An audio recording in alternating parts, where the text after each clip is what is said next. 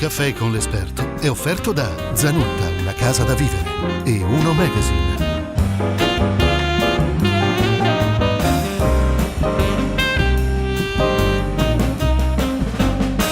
Una nuova puntata di Un caffè con l'esperto, sono Claudio Campagnolo, siamo qui in Sala Bianca del Caffè Pedrocchi e finalmente parliamo un po' di spettacolo o comunque qualcosa che regala emozioni a chi ci sta seguendo. Angelo Camporese è l'ospite di oggi. Grazie Angelo per essere qui con noi. Angelo è Technical Supervisor, l'ho pronunciata bene, sono andato di Agorà che è un'azienda tra le più importanti, no? Nel settore del live qui in Italia. Sono stato preciso? Assolutamente sì. No, chiedo conferma perché Angelo è nato a Borgoricco il 30 agosto del 64, segno zodiacale Vergine e quindi molto preciso, molto attento. Si presuppone. Ho notato nel tempo che i nati sullo segno della Vergine, oltre ad essere molto precisi, meticolosi, pignoli puntuali, hanno anche una forte vocazione artistica. Quindi diciamo che tu fai proprio il mestiere tagliato su misura, quasi in forma sartoriale per te. Sì, mi ritrovo nella descrizione che hai fatto, è molto completo. Intanto spieghiamo alla signora Maria che sta a casa che cosa fa un Technical Supervisor. Noi aiutiamo lo spettacolo nella sua espressione, quindi c'è l'artista che dice delle cose, trasmette delle emozioni e noi lo aiutiamo in questo percorso. Se prendiamo ad esempio un artista di strada, può fare lo spettacolo senza nessun supporto tecnico, se invece ha bisogno di soddisfare un pubblico più ampio, ha bisogno di un rinforzo che può essere audio, può essere un qualcosa che riguarda le luci o l'insieme o il video, tutta una serie di accessori a supporto della sua espressione. Tu citavi l'artista di strada, a me viene in mente quella volta che Sting si è messo a suonare, no, nella metro e non se l'è filato nessuno, cioè, mentre ad esempio quando è su un palco con le luci che lo avvolgono, con la musica che lo avvolge, insomma, effettivamente si rimane ipnotizzati, no, dall'artista. Assolutamente va contestualizzata l'esibizione, che può essere di contorno o può essere un elemento primario, come quando io compro un biglietto e vado a vedere uno spettacolo per vedere in live un artista che magari ho seguito prima in TV piuttosto che... Ma come funziona il vostro lavoro? Cioè, ad esempio, chi incontrate? Il manager dell'artista o l'artista? O tutte e due? Tutte e due. Prima normalmente il manager c'è un approccio, prima in realtà viene progettato il percorso che deve fare l'artista, poi si ipotizza cosa fare, come tipo di spettacolo, se è uno spettacolo teatrale piuttosto che allo stadio, piuttosto che in altri contesti, viene concepita un'idea e dopo deve essere realizzata. Allora c'è un regista che comincia a imbastire, come dire, lo spettacolo e dopo per realizzarlo servono delle figure specifiche. Nel caso dell'audio ci sarà un progetto a seconda delle varie venue, quindi teatro piuttosto che club, piuttosto che palasport o stadio, sì, o anche perché, delle zone. Perché così. Voglio dire, le strumentazioni che voi utilizzate sono sempre le stesse, ma le adattate a seconda vanno modificate, vanno scelti i prodotti giusti e qui entra in gioco nel caso dell'audio il sound designer, che è quello che crea il progetto. Sound designer è quello che crea il progetto e decide o propone quali soluzioni sono le più indicate. Poi ci sarà il sound manager, che è quello che farà funzionare il tutto, e con altre tantissime figure, tipo il fonico di sala, che è quello che provvede al messaggio verso il pubblico, piuttosto che il fonico monitor, che è quello che permette all'artista di esibirsi ascoltando le cose che gli interessano. E il famoso ingegnere del suono? Che ingegnere del suono sono tutti così. Sì, ingegnere non è, perché in Inghilterra si dice sound engineer, ma engineer in Inghilterra vuol dire tecnico e anche quello che ripara ascensori è un ingegnere. Bene, allora con questo luogo comune sfatato da Angelo Camporese ci lasciamo per un istante e torniamo tra poco.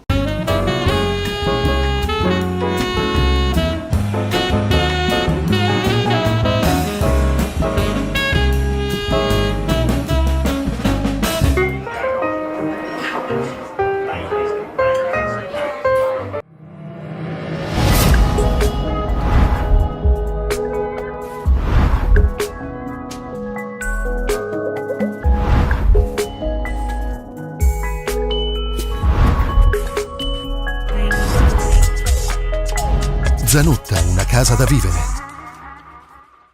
Seguici su Facebook, Twitter e YouTube e rivedi tutte le interviste di Un caffè con l'esperto dove vuoi e quando vuoi.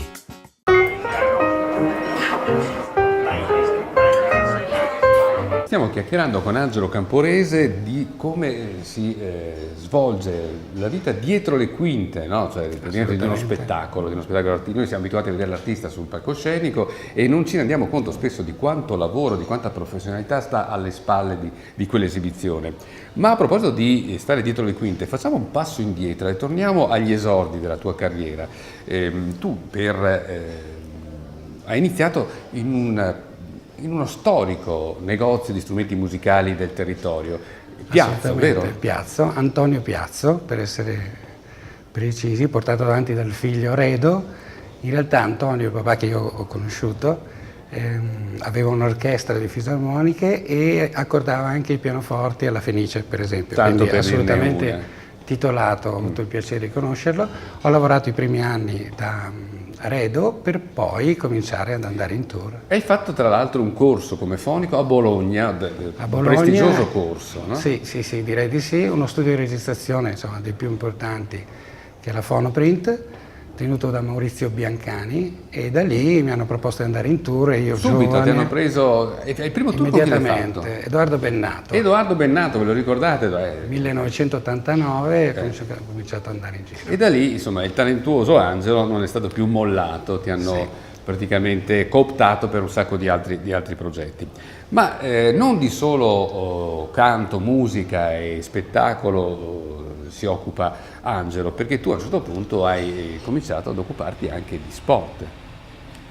Sport in senso nella parte chiaramente spettacolare, tipo un'Olimpiade, dove è la parte quella che è destinata al pubblico, quindi le cerimonie di apertura e di chiusura normalmente, anche le paralimpiche che sono a seguire nella parte di questa grande operazione olimpica. Quindi noi ci occupiamo di quello che rappresenta il paese ospitante e l'Olimpiadi in sé, tutto quanto che riguarda o l'audio o le luci a seconda dei contratti, perché sono diverse, ovviamente ci sono delle aziende. Quando voi vi confrontate con i vostri committenti, no? Prima abbiamo parlato di manager, di artisti, adesso in questo caso forse saranno, che ne so, dei comitati per l'allestimento. Assolutamente, c'è il comitato olimpico. Qual è lo scoglio maggiore che incontrate? L'autentico scoglione, tanto per dirne una. Ma no, è un passaggio, se siamo delle aziende, delle rental company che in Italia... rental company, perché scusa, cioè, noi li in chiamiamo Italia service. le chiamiamo service perché insomma un'interpretazione nel mondo sono le rental company che forniscono i materiali, uomini e quant'altro serve per rendere pratico tutto il progetto. Nel caso olimpico è una cosa abbastanza articolata, c'è il Comitato Olimpico che prima indice una gara, ci sono dei paesi che si offrono per accogliere le Olimpiadi, poi vengono assegnati questi giochi e per la parte delle cerimonie si creano delle società ad hoc che a loro volta creeranno lo spettacolo, dicendo una gara per chi sa fare lo spettacolo, perché è un mestiere anche quello. Viene assegnata altra gara per il light designer che potrà rendere pratiche le idee della creatività, quindi chi ha pensato di far muovere un cavallo a 30 metri da terra. Questo cavallo bisogna illuminarlo, il light designer decide quali sono i proiettori più adeguati, quindi ci sarà un capitolato e arriva la rental company che metterà in opera prima i proiettori e tutto ciò che serve per farli funzionare. Nessuno chiede al cavallo se è contento di essere sollevato a 30 metri da terra, ma vabbè, questo c'è di tutto, succede di tutto, il mondo dello spettacolo è molto vario. Allora, ci fermiamo un istante perché attenzione, tra pochissimo, Angelo ci racconterà un aneddoto curioso, ma molto curioso su Putin. A tra poco.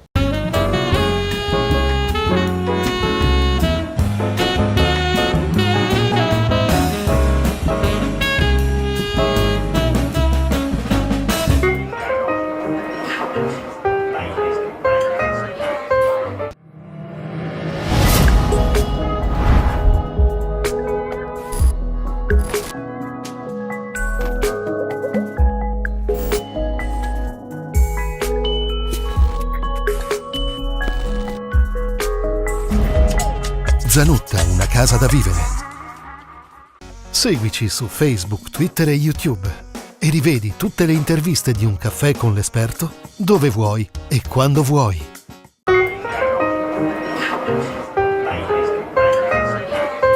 Ci eravamo lasciati su questo aneddoto curioso che riguarda Putin e Angelo Camporese. Allora, caro Angelo, svelaci l'aneddoto. Allora, ci sono delle cose importantissime che non possono non funzionare in un'Olimpiade. Ci sono delle multe salatissime che valgono l'intero contratto. Una delle cose più importanti è che la voce del presidente, come ad esempio il rispetto dei simboli olimpici. Se qualcosa che riguarda il Comitato Olimpico Internazionale va storto è un vero dramma. Quindi serve particolare attenzione, cioè siamo preparati e facciamo quello. E nel caso del microfono, in realtà è una doppia microfonatura che si divide addirittura in 11 canali per avere main, spare, che vuol dire il microfono principale, il microfono spare, ma con dei canali di supporto sia digitali sia analogici, tutto triplicato per evitare qualsiasi errore. Nel caso di un microfono di presidente, qualcuno deve portarlo. Ed è capitato a te in che occasione? In occasione a Sochi, le famose Olimpiadi invernali di Sochi. Invernali della Russia. Quindi ti dicono, caro Angelo, devi andare a microfonare Putin. Sì, si porta un microfono, ho fatto tipo 18 riunioni. 18 riunioni per arrivare a portare questo microfono. Ma cosa perché riguarda queste riunioni? Lì c'è un sistema di sicurezza piuttosto complicato, neanche complicato, complesso. Complesso. Quindi i pass non valgono più nulla perché un pass è replicabile, quindi ogni giorno sono stato presentato alle varie sezioni di sicurezza per arrivare a una cosa abbastanza semplice che è portare un microfono.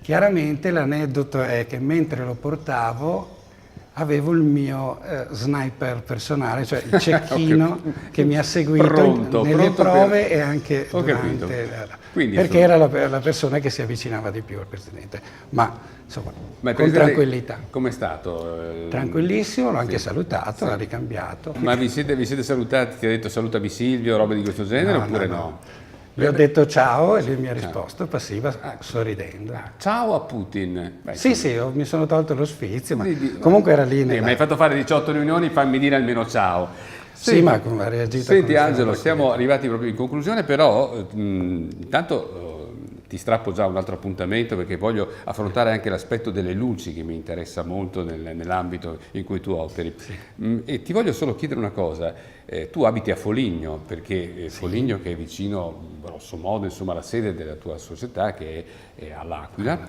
la famosa Agorà, ma ci abiti per modo di dire, quanti alberghi visiti all'anno? 270 alberghi, è la media degli ultimi 3 anni, quindi direi che è abbastanza, dall'idea del viaggio. E con questo Guinness dei primati di Angelo Camporese, Technical Supervisor di Agorà, lo ringrazio e ringrazio voi per aver seguito questa puntata di Un caffè con l'esperto. Alla prossima!